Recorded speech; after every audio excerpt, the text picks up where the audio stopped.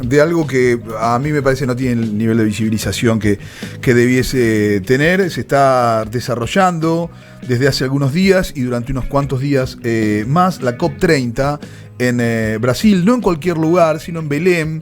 Belém, en el norte de Brasil, es, como decirlo, la puerta, de algún modo, del Amazonas. Esto es la puerta del el ecosistema más amplio del mundo, el de mayor envergadura, tantas veces descrito como el pulmón del planeta, en riesgo, azotado desde hace muchísimo tiempo, todo ese ecosistema, por la política del extractivismo. Se discute el cambio global. La COP es precisamente una cumbre que se desarrolla a instancias de Naciones Unidas, donde se discute el cambio global, donde se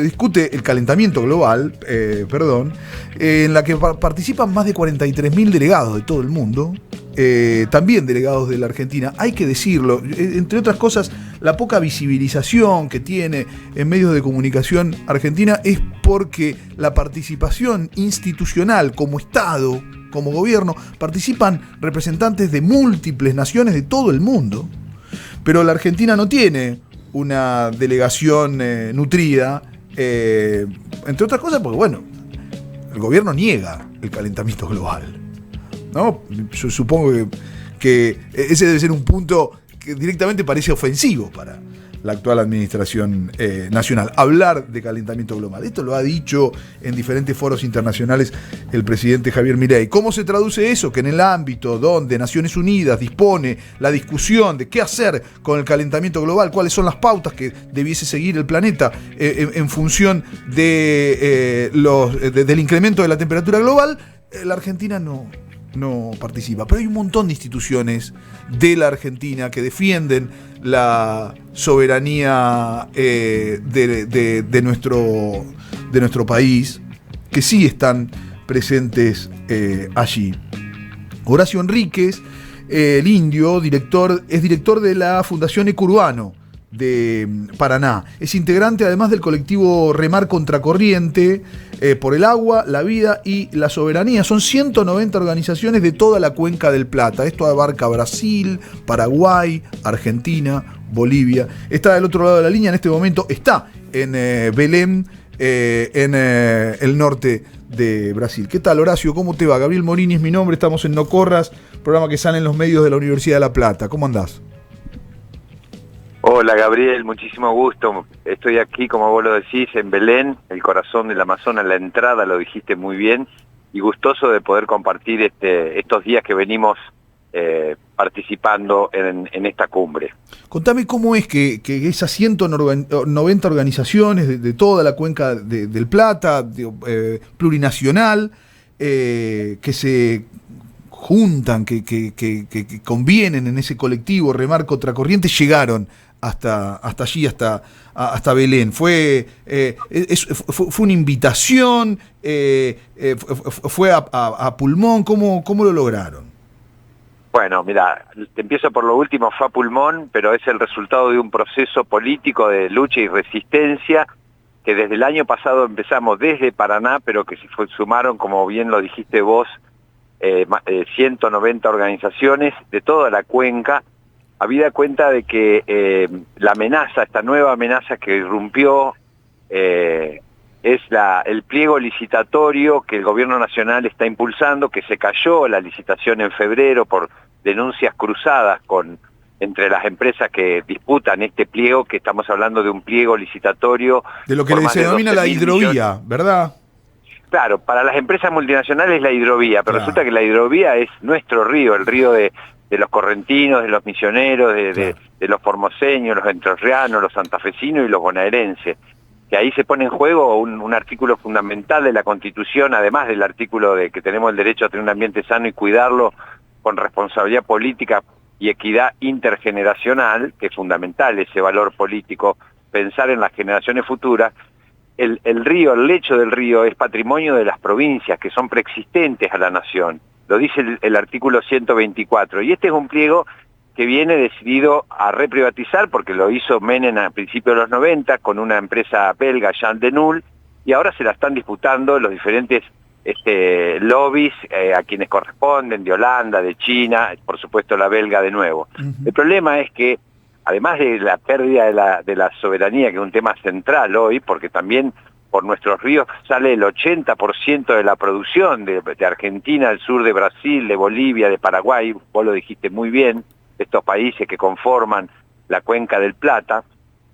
Pero además este pliego le permitiría a la empresa que lo gane, antes decían por 30 años más 30 más, ahora empezaron a sentir el ruido del gobierno nacional, están hablando de menos, de 20 años, pero le permitiría a la empresa profundizar aún más para que barcos de alto porte, barcos de transoceánicos, tipo los Panamax... Sí, los que pasan por el canal, los que atraviesan el canal de Panamá. Claro, pero justamente que llevan hasta 80.000 toneladas, esos barcos que para las multinacionales, sobre todo las empresas que tienen toda la estructura de las terminales portuarias y que son las que definen el modelo, que vos lo dijiste, extractivista, un modelo con lógica solamente de exportación, esa profundización a 44 pies, hoy lo usan hasta 34, son más o menos 3 metros más por 100 de anchos, desde la desembocadura del río de la Plata hasta el norte de la ciudad de Rosario, lo que se llama Timbúes. Ahí están todas las terminales, son kilómetros de las grandes empresas que conocemos internacionales tienen ahí. Si se profundiza esos 3 metros por 100 de ancho, por casi 500 kilómetros, que es una aberración política que entren los buques tan grandes hasta 500 kilómetros en el continente, se produciría un verdadero ecocidio. Un ecocidio implica la destrucción de todo un sistema de humedales que nos caracteriza, porque pensemos que... Eso drena hacia el río. Si vos profundizás el río, esos humedales que rodean el río drenan hacia el río y se secan, claro.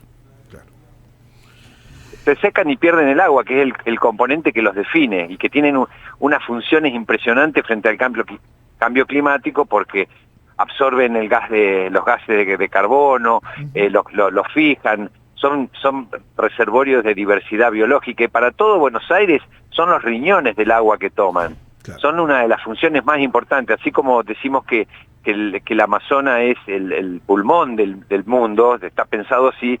Los humedales de todo el delta son los que filtran, los que te van filtrando el agua que viene bajando con ese color marrón que es el Bermejo y el Paraguay. Bueno, esa es nuestra agenda, por eso vinimos aquí, una delegación con compañeros de Entre Ríos, pero también de La Plata, de Punta Lara, de Arturo Seguí, que estamos participando en este colectivo, y bueno, vinimos a hacer visible nuestra lucha. Hicimos una carta que está firmada por las 190 organizaciones, pero también por diputados nacionales, diputadas nacionales de la oposición, donde le pedimos al presidente de la cumbre, de la Conferencia de Naciones Unidas, que interceda, ¿no? Porque este pliego, que ya está prácticamente vuelto a poner en juego en los próximos días, no tiene estudio de impacto ambiental. Están hablando como si el río fuese el mismo. Recordemos que el río, la cuenca toda viene teniendo un estrés hídrico producto de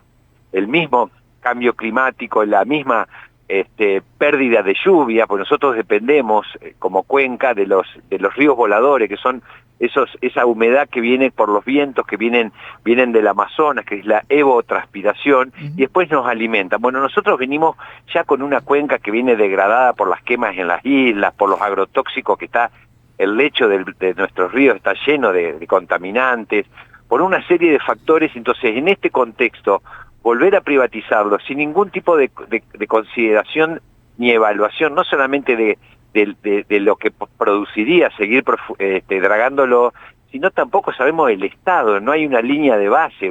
El río cambió mucho en las últimas décadas, por esto de que te digo de la pérdida de caudal. Entonces nosotros vinimos hasta aquí, hasta la cumbre, y estamos haciendo visible, conectando con organizaciones y otras redes, por ejemplo, que trabajan en el Pantanal, que es el sur de Brasil, un ecosistema también muy amenazado por la deforestación, el avance de la frontera agrícola de las multinacionales que exportan la soja. En fin, es un contexto complicado, pero nuestro colectivo Remar Contracorriente está firme batallando esta agenda y tratando de conseguir alianzas. ¿Cuál ha sido la recepción, Horacio, en ese sentido, en esta búsqueda de entramar alianzas, de poder encontrar de algún modo un eco más grande en una situación, en una oportunidad tan clara como la que da la COP? Sí, no es fácil, porque pensás que, como vos lo dijiste, acá hay más de 150 países presentes, hay algunos que no. Coincido, Argentina tiene una delegación muy débil, con pocos, autoridades de alto rango, y por supuesto la negativa total de la presidencia alineada con Estados Unidos. Eso hace que nosotros sea complicado poder permear, pero las reuniones con otros colectivos, participamos diariamente de una agenda que arma una red internacional que se llama CAMLA, donde vamos entendiendo cómo funciona este ecosistema de las cumbres de cambio climático, porque hay una cumbre oficial donde discuten de diferentes maneras, con diferentes instancias de negociaciones, y acá hay que decir algo muy importante, que ya se definió en otras cumbres anteriores: todos somos responsables del cambio climático, pero en forma diferenciada. Eso fue un acuerdo en París que los países ricos asumieron, de que no todos tenemos la misma responsabilidad. Todos somos responsables, pero en forma diferenciada. Los países ricos, los que han venido despilfarrando energía y consumiendo las materias primas del África en su momento, y hoy Latinoamérica es una zona de sacrificio de este modelo capitalista que consume muchísimos recursos naturales, son los países que tienen que financiar la transición y tienen que financiar que los países más pobres, los que son insulares, que son los que están hackeados por el aumento de la altura del mar, de los océanos, reciban ese financiamiento para poder hacer una transición energética, tecnológica y demás. Pero eso no se da. Hay muchas declaraciones, pero en las negociaciones concretas, los países ricos y los países productores de los combustibles fósiles se oponen. Acá hay muchos lobistas que vienen de empresas multinacionales y vienen a tironear para que esto no avance, porque no hay tiempo que perder, ¿no? El tiempo de acá pasa a ser un recurso prácticamente no renovable, porque las estadísticas y los estudios dicen que es muy difícil cumplir con las metas de disminución de la emisión de los gases. Recién escuchaba en una conferencia un tipo muy acá que estaba dando cuenta de que la inteligencia artificial puede llegar a demandar casi la energía que viene demandando la humanidad. Hay que ponerlo en agenda para entender que este fenómeno tecnológico demanda muchísima energía, así como los países como Asia, China, los países asiáticos en su crecimiento económico empezaron a demandar mucho alimento en el cambio de su forma de comer, pasar a las proteínas cárnicas, y eso genera un impacto en la atmósfera, una contaminación por los gases. La inteligencia artificial pasa a ser ahora realmente una amenaza para un mundo que ya viene diciendo que no puede proveer energía, alimentos y todo para las 8.000 millones de personas que somos en el planeta. Sí, se habla de un impacto alarmante. En 30 años el mundo de la inteligencia artificial necesitaría la misma cantidad de energía que hoy por hoy consume el mundo. En tan solo 30 años. Exactamente. Absolutamente imposible. Lo acabo de escuchar en una conferencia, es impresionante ese dato. Sí, es impresionante, y hay algunos destinos como nuestra Patagonia, por ejemplo, muy apetecibles, entre otras cosas, por sus características climáticas, la baja temperatura. Por eso se habla de granjas de altísima concentración de producción de datos, precisamente en el sur argentino, ¿no? Tendríamos que estar por lo menos un poquito más atentos, fundamentalmente para ver cuál es el rol que nos toca. No sé, me parece toda América Latina, desde el Río Bravo para abajo, produce tan solo el 11% de los gases de efecto invernadero. Y sin embargo, recibe los coletazos trágicos que recibe cualquier otro, que reciben las grandes potencias, digo, fundamentalmente Estados Unidos, China y Europa, como los grandes emisores. Digo, no hay diferenciación respecto a los efectos devastadores que el cambio climático genera, ¿no? En nuestras sociedades. Muy por el contrario, eso somos testigos. Fíjate lo que pasa hoy por hoy, no sé, en buena parte de la provincia de Buenos Aires, con vastos sectores de sequía y vastísimos sectores de inundaciones catastróficas, ¿no? Digo, me parece que es muy elocuente al respecto. Como mínimo tendríamos que tener representación. Te pregunto, ¿hay representación de las provincias? Digo, esto que vos decías, los subsuelos son provinciales, eso, la Constitución es muy clara. ¿Hay preocupación de las provincias? ¿Hay delegaciones, no sé, de Salta, de Neuquén, de provincias donde se están planteando grandes inversiones? Mira, nosotros sabemos que hay algunas provincias, particularmente sí, estuvimos acompañando una conferencia donde participó la ministra de Buenos Aires, Daniela Vilar, dando cuenta justamente de cómo está la provincia diseñando, implementando sus políticas para abordar, ¿no?, los desafíos tanto de la mitigación como la adaptación. Y también hay otras, caso la de provincia de Entre Ríos, pero que está totalmente alineada hoy al gobierno nacional. Entonces hay muchas contradicciones y también hay que decir que es una vidriera, así como sirve para instalar y para buscar aliados, como estamos haciendo nosotros, y poder incidir y ir entendiendo estas vidrieras, hay también una vidriera donde no digo que hay un doble discurso, pero también falta mucho realmente compromiso de los países, sobre todo más ricos, con esto que estamos planteando. Acá te cuento que hay como 3 escenarios. Uno es lo que se llama la zona azul, que son donde están las delegaciones de Cancillería de todo el mundo, y hay distintos espacios de conversaciones, de discusiones, de exposiciones, de negociaciones. Después hay una zona verde, que es la sociedad civil, y finalmente un espacio muy potente, y ahí te quiero robar un minuto para contarte, que es la Cumbre de los Pueblos, la cúpula dos povos, como dicen acá en portugués, que es en la Universidad Nacional de Pará, que es el departamento donde está Belém, que es un predio muy grande sobre el río Guamá, que es un brazo del Amazonas, como bien dijiste vos, acá a muy pocos kilómetros de la desembocadura, creo que son 100 kilómetros del Océano Atlántico. Entonces, hoy hay como una tensión muy fuerte. Hace un día y medio, la tardecita de antes de ayer, irrumpieron una serie de tribus de pueblos originarios del Amazonas, exigiendo no solamente que estén presentes, sino que se puedan sentar en las tomas de decisiones, porque acá hay historias de mineras internacionales que se han roto y han llevado pueblos enteros con muertos y daños económicos. Entonces hay una puja muy fuerte y una contradicción desde la perspectiva de que se está diciendo ya hoy como una síntesis, que son los pueblos originarios, son como los que nos tienen que enseñar a vivir en relación a la naturaleza, que son los guardianes de la naturaleza, no solamente del Amazonas, sino en cada uno de nuestros ríos y nuestros territorios están esos pueblos originarios que han sido invisibilizados, y hoy aparecen claramente como quienes tenemos que volver a entender esas prácticas, esos saberes ancestrales que ellos han tenido en relación con la naturaleza. Pero sin embargo, no tienen una verdadera injerencia, no tenemos la sociedad civil una verdadera injerencia en nuestros países, en nuestras provincias, y por eso estas cumbres, que son re importantes para venir a negociar y que son fundamentales para que se llegue a implementar cambios de fondo, ¿no?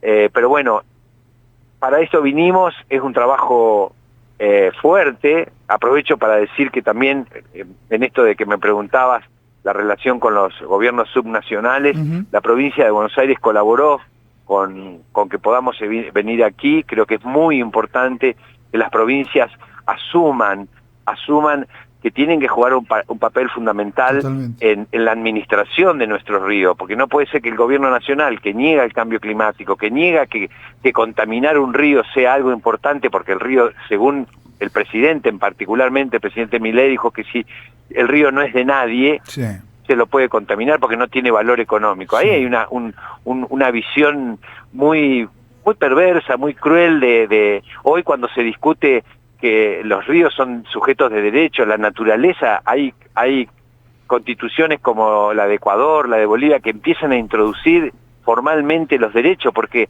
nosotros venimos a hablar aquí a la COP porque el río Paraná, porque el río Paraguay, el Uruguay no pueden hablar. Entonces nosotros, que somos las comunidades que habitamos esos territorios, venimos hasta acá a decir que no destruyan, porque no solamente están destruyendo fuentes de trabajo, de saberes, de cultura, de identidad, sino que el agua es hoy esencial. En el mundo hay más de 300 millones de personas que dejan sus territorios porque no tienen acceso al agua. Y si no tenés acceso al agua, no tenés alimento y no tenés nada. Totalmente. Ese es el contexto hoy de esta humanidad que está necesitando un cambio de paradigma civilizatorio, ¿no? Podemos pensar en el mensaje que nos dejó el Papa Francisco, ¿no? Acerca del cuidado de la casa común. Así que bueno, yo agradecer este tiempo, Gabriel, de Te voy a robar un minuto más, te robo, lo Horacio, que quieras, pero lo que vos quieras, no me lo robas. Estás laburando ahí, no quiero, están laburando, están representándonos muy bien, por cierto, pero al comienzo dijiste algo que a mí me impactó mucho, cuando yo te decía esa forma que desde el menemismo en adelante fueron rebautizados nuestros ríos, una catastrófica hidrovía. Vos dijiste, son nuestros ríos de los correntinos, de los misioneros, de los enterrianos, de los santafesinos, de los chaqueños. Y no hablabas de una concepción de propiedad privada, hablabas de una concepción de identidad. Ese nuestro habla de la identidad, de sentirnos parte, de estar atravesados por esos ecosistemas. ¿Cómo es tu relación con el río, Horacio? Mira, mi relación con el río es fuerte. Nosotros tuvimos que defenderlo en el año 96, cuando Menem autorizó a una UTE, a una empresa UTE, una unidad de empresas transitorias que se creó, la EDI, Energy Developer International.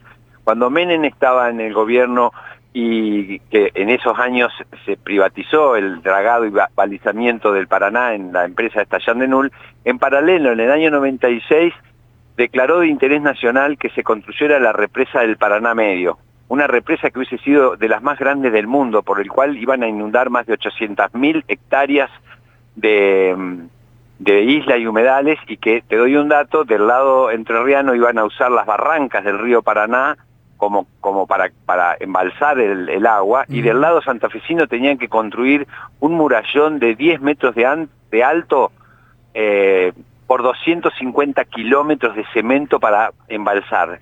Ahí empezó mi relación fuerte. Yo soy criado en una localidad del interior de la provincia que se llama Villaguay. Siempre Guay son nombres de origen guaraní, de pueblos originarios, donde siempre está el agua de por medio, ¿no? Entre Ríos tiene 7.000 y pico de cursos de agua, cuerpos de agua superficiales, y tiene los dos grandes ríos, ¿no? Paraná y Uruguay, claro. Y el Gualeguay, que es nuestro río interior.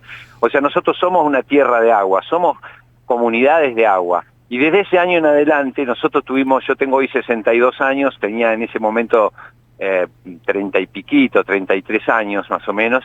Empezamos a defender al río y pudimos detener. Nosotros somos la provincia que tuvo una ley sancionada unánimemente por toda la legislatura entrerriana, diciendo que Entre Ríos está libre de represas. Se prohibió especialmente que se construyera. A partir de ahí yo empecé a tener esa relación fuerte con el río como militante, y además lo disfruto. Nado en el río, tenemos varias organizaciones, por ejemplo, hay una asociación civil, Añarencón RG, que dice Yo Te Protejo, y hay una isla enfrente al puerto de Paraná, que es un área natural protegida de la municipalidad, que también apoyó este viaje que hacemos nosotros. Nos están apoyando desde el gobierno local, y nosotros vamos ahí con alumnos, la gente hace educación ambiental.